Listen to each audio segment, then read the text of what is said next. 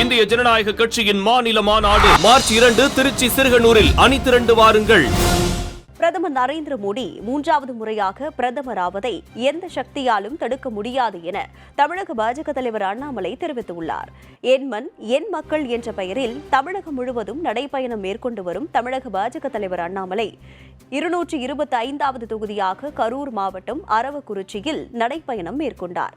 சின்னதாரபுரத்தில் பொதுமக்கள் மத்தியில் பேசிய அவர் நாடாளுமன்ற தேர்தலில் 400க்கும் மேற்பட்ட தொகுதிகளை பாஜக கைப்பற்றும் என்றும் தெரிவித்தார்.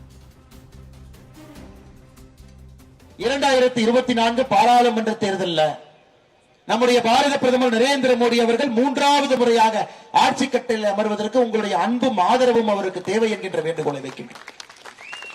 ஐயா, இன்னைக்கு தமிழ்நாட்டில் இருக்கிற நம்ம எல்லோருக்கும் தெரியும் ஐயா, 8.5 கோடி மக்களுக்கும் தெரியும், அரவக்குறிச்சி மக்களுக்கும் தெரியும், பட்டி தொட்டி கிராமம் நகரத்தில் இருக்கக்கூடிய அனைவருக்கும் தெரியும்.